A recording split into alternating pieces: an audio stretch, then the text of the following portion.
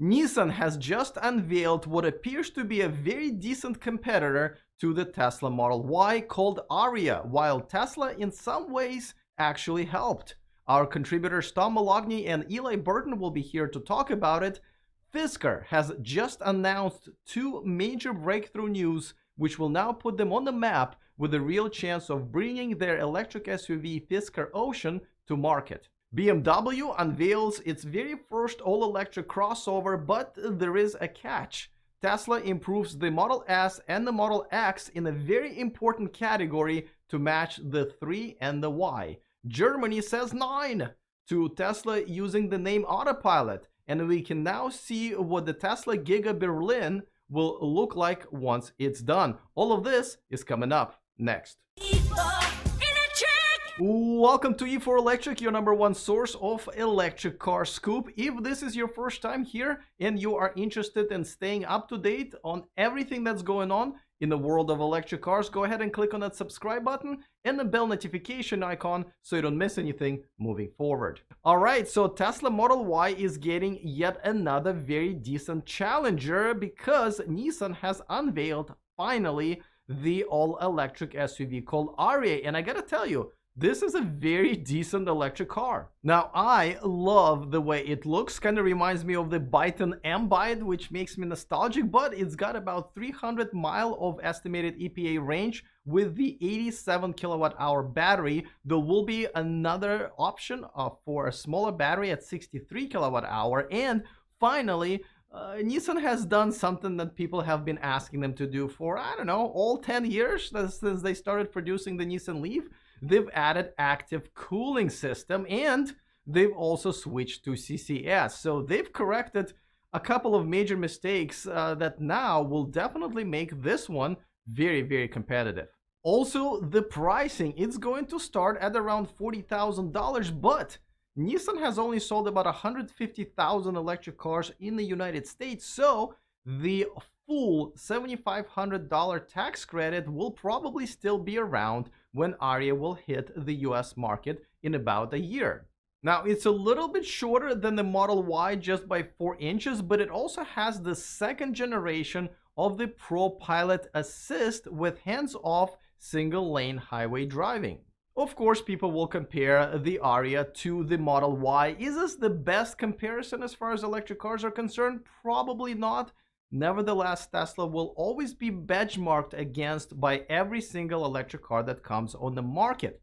One of the ways how Ariya will be able to compete with the Model Y is the price. It starts at around $40,000, where Model Y was supposed to start at $39,000. Now, there is obviously the tax incentive still that's going to be calculated in the Ariya's price. However, Elon Musk helped out the situation, and I mean Nissan's situation, by announcing that there will be no such thing as the $39,000 Model Y. That's right, the Standard Range and Standard Range Plus Model Y will be cut out of the lineup, and instead it will be sort of replaced by a rear-wheel drive Model Y, which will probably priced at around $45,000. Alright, so now there's a $12,500 difference between these two vehicles, and Elon said that the reason for this, for cutting out these entry models for the Model Y, was because that its range of 230 EPA miles would be unacceptably low. Now, this is not the first time Tesla has decided to cut the entry-level model. I remember the Tesla Model S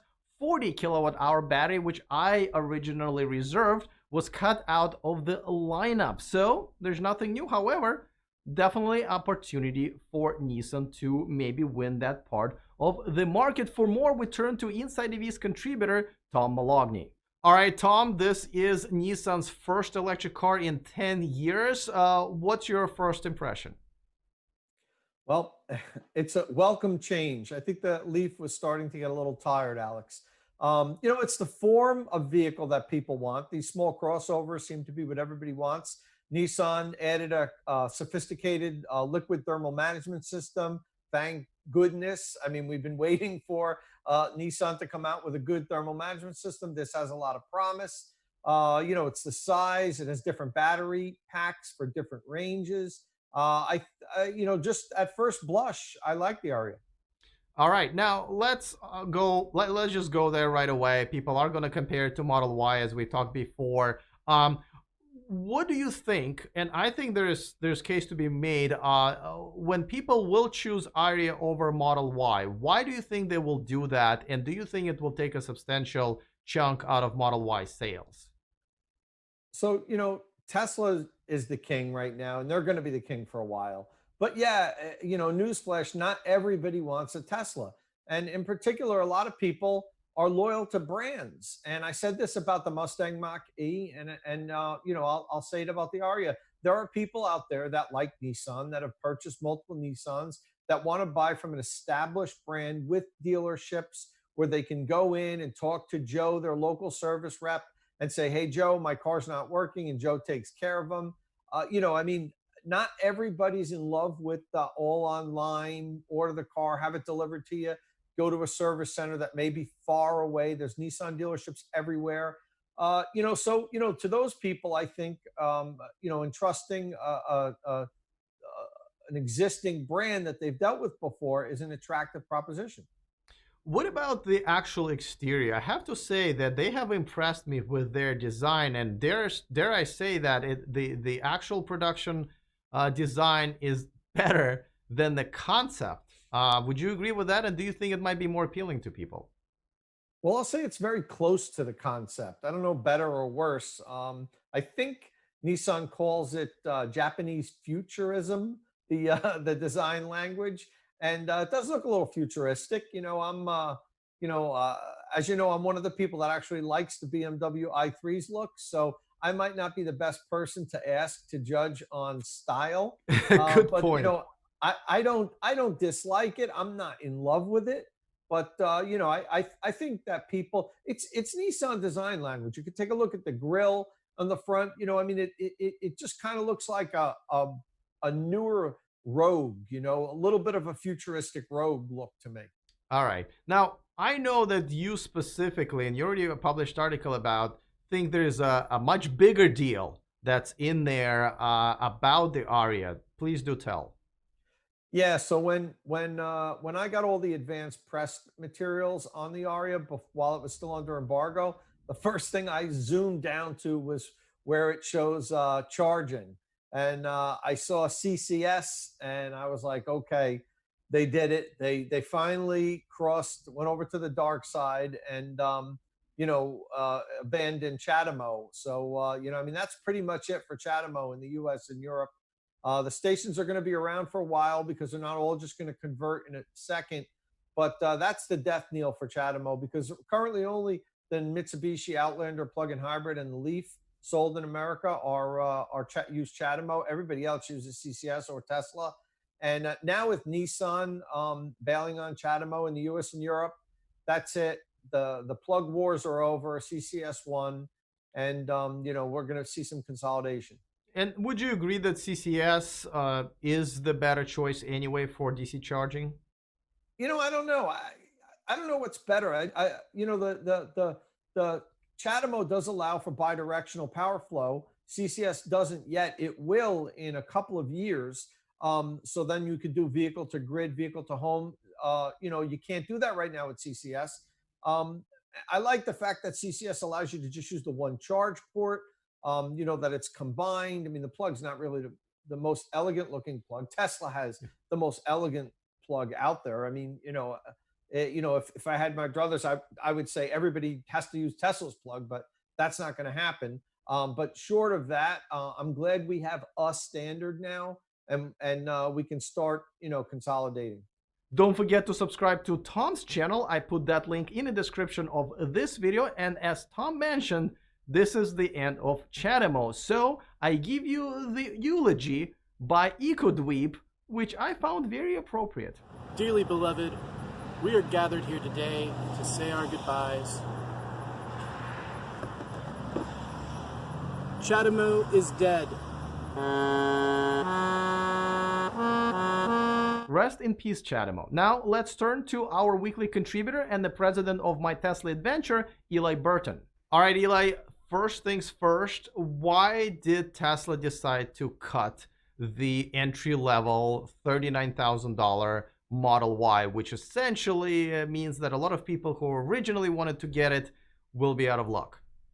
So this is something I actually predicted. And keep in mind too, they did lower the starting price of the long range Model Y by 3,000, but I actually predicted that they were going to abandon the standard range Model Y for two reasons. One, because they're going to get enough sales of the long range that they don't have to, but two, so that the Model Y has a much less cannibalizing effect on sales of the Model 3. Before, the price point between the, Model 3 long range or standard range and the base Model Y wasn't going to be all that substantial. But now with this new change, there's a pretty big jump going between Model 3 and Model Y. And maybe if cost at that point is a concern, you'll buy the Model 3 instead of the Model Y. So I'm also going to assume that they're not very much concerned about the Model Y sales, because there have been some concerns, in the last couple of months. Well, I think there was concerns brought up by Electric and some of the mainstream media, but I don't think Tesla actually had concerns about Model Y sales. In fact, Elon, since he first started talking about the Model Y years ago, has predicted and is starting to prove to be true that it's going to be their best-selling vehicle they've ever made.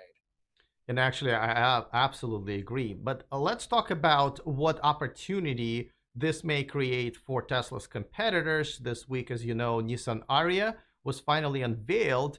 And by the time it goes on the market next year here in the United States, they might actually have the full tax credit still available. So we're talking about low 30s.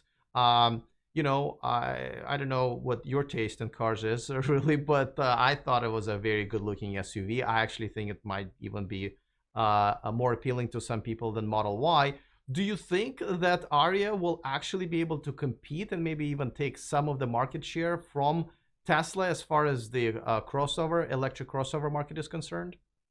So it's going to be hard to know if they actually take any market share, simply because the electric market share is growing. And I think we're going to see a period of substantial growth in both before either actually get to a point where they're losing market share to the other. However, if Nissan delivers on this at the price point they're saying, and Tesla doesn't go and eventually later release a lower price Model Y, because that's one of the factors we're not considering, is Tesla has repeatedly lowered the price of other cars. I think this Nissan vehicle has a great place in the market. And I agree with you. Although the design of it is not so much for me, I like the more futuristic, the more modern, the no grill of the Model Y. I think that Nissan crossover looks like a really great vehicle. The performance numbers are great. They seem to be getting good energy efficiency on the battery, and the price point is kind of unbeatable. So I think that vehicle will sell really well. And having that $7,500 tax credit for a bit of time is a really nice boost. All right, now Tom just made a case why some consumers may choose Ariya over a Model Y. What do you think would be the case for Tesla to sort of see the advantage, for the consumers to see the advantage of Model Y over the Ariya? Well, and the change of what Tesla just did by saying, for now at least, they're not going to release the standard range or short range version. They are just not going after that segment. So somebody who only wants to pay $40,000 for a crossover, Tesla's not interested in that customer right now.